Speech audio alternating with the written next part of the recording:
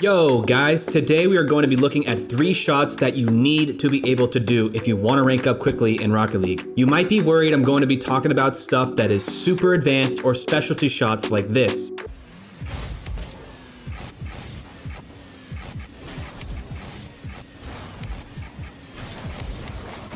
But don't worry, because these 3 shots are not too difficult in their basic form. If you're new to the game, at the end of this video, you will know exactly what you need to do to rank up. Even if you're a higher rank, you can still get a lot out of this guide because I have broken up the 3 shots into 3 levels of skill. Beginner, which is bronze to silver, intermediate, which is gold to diamond, and advanced, which is champ to supersonic legend. Before we jump into the video, if you're new here, you should know that this channel is made specifically to help you rank up. It's also full of good stuff like my series on Rocket League players versus the rank they think they deserve, and videos like these come out every week, so press that fancy little red subscription button if you want to keep up to date with uploads, and it helps me more than you know. Go ahead, it's free. So no matter what rank or skill level you're currently at, I promise you will get something out of this video, so make sure to stick around to the end. Let's begin. The first shot you need to be proficient at is a flick shot. Now, there are many different types of flicks, but to make this easier, I will have one specific flick for each beginner, intermediate, and advanced player. We need to be able to hit this flick under pressure in ranked, so we won't be looking at any fancy flicks. Some of you newer players might be pretty nervous at the sound of this because maybe you're not even able to hit the ball sometimes, so how the hell are you gonna flick it? Well, I'm gonna show you how, and for those who are already able to flick the ball, this explanation may help you hit them with more consistency. Alright, the beginner flick. If you want to rank up from bronze or silver to the intermediate ranks, you're going to want to hit a flick that looks something like this.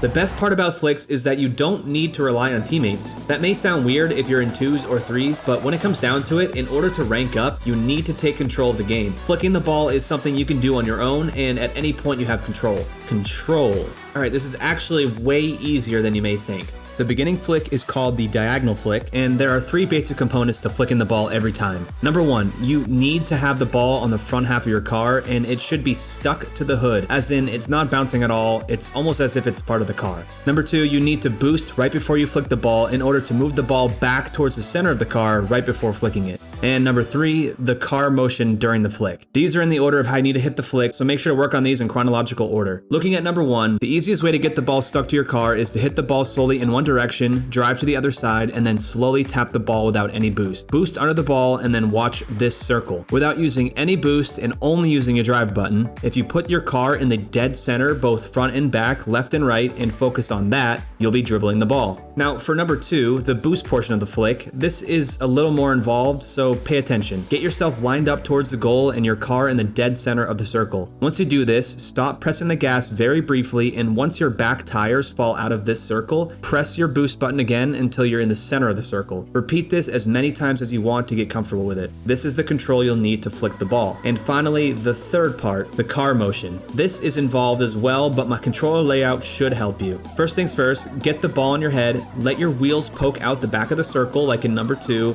boost to the center, and then watch this. You drive away from the flick direction. So in this case, I'm going to be flicking the ball left, so I turn right about 45 degrees to the goal. Once my car is here, you simply jump once, roll your joystick to the side where you're going to be flicking the ball, and then press your jump button again to side flip. You want the back side of your car to hit the ball because this will give it power and speed. Work on these 3 things as often as you can, and you'll get the basic diagonal flick down and very quickly move out of bronze and silver.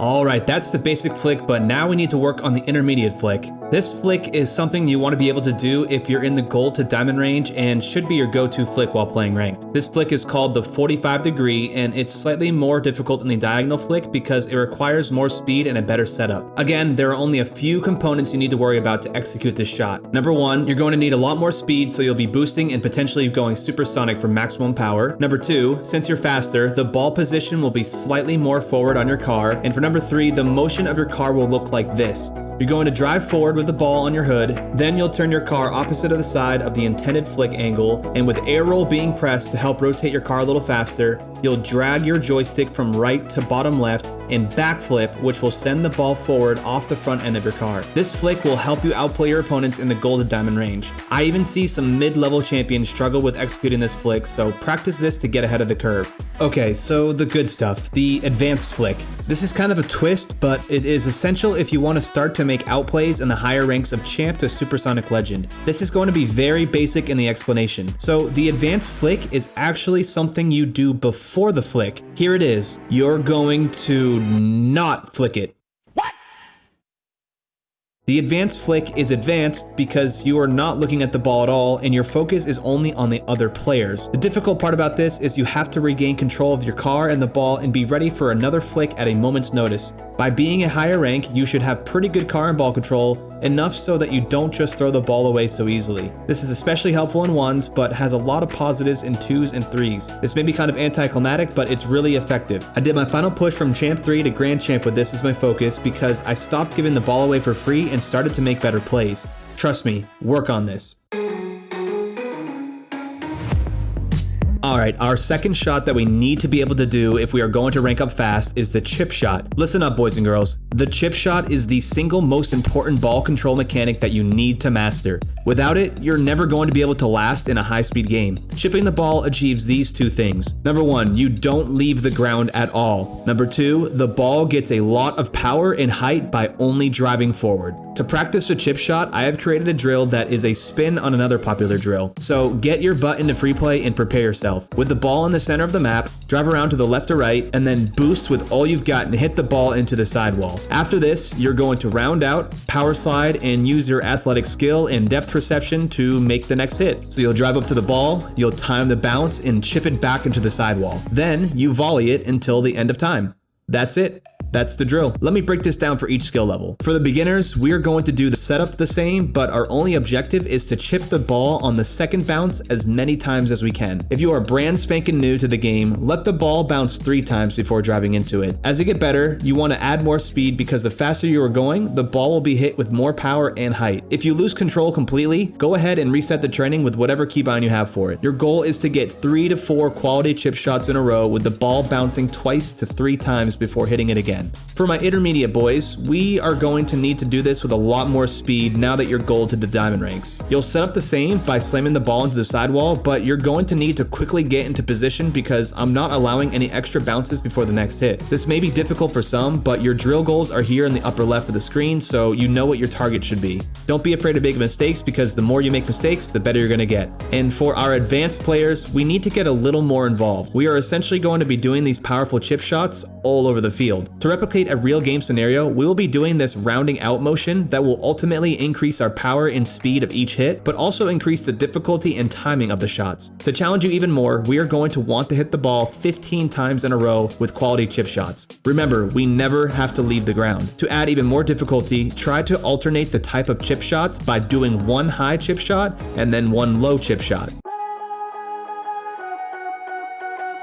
Okay, the third shot we will be discussing is the wall shot. For any newer players out there, if you haven't seen it yet, you can drive on the walls and the ceiling. And people do, a lot, especially the higher ranks. In fact, you can't really go without driving on the walls as you reach the higher ranks. Some of you beginners might be saying, I can't even hit the ball in the ground yet. And you advanced players might be saying, bro, CBell, wall shots are not really that hard. Well, let's just get into the breakdowns. Okay, the beginner wall shot. Load up this training pack that Poquito made, which is basically 48 different wall shots, and we are going to learn how to hit the ball off the wall. There are 3 things you need to do to hit a basic wall shot. Number 1, please keep ball cam on. Number 2, don't ball chase and follow the same path up the wall that the ball did. Take a wider path. You'll know you're taking a wider path if you can see the goal in your view pretty much all the way to the ball. Number 3, the angle that you drive into the ball determines where it goes. A nice horseshoe shape will guarantee a high flying hit somewhere towards the net. Make sure to jump at the ball as well. Beginners, you can do this. Alright, our intermediate players, some of you are already doing some crazy stuff off of the wall, but the shot we want to rely on in ranked is not a flip reset or a ceiling dunk or anything too crazy. If your goal is to win more games, taking low percentage shots all the time isn't going to help you. So our only objective is to hit a powerful shot on net